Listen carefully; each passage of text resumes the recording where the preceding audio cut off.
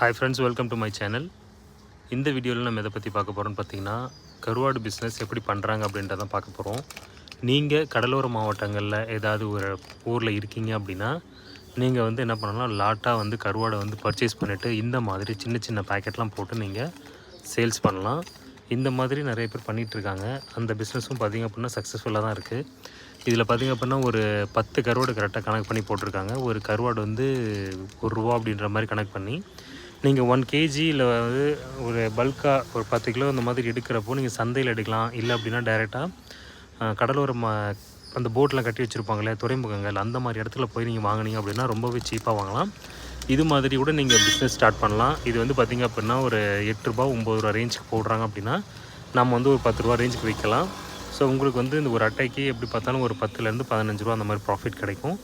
இந்த மாதிரி பண்ணுறவங்களுக்கும் நிறையா ப்ராஃபிட் பண்ணிட்டு தான் இருக்காங்க.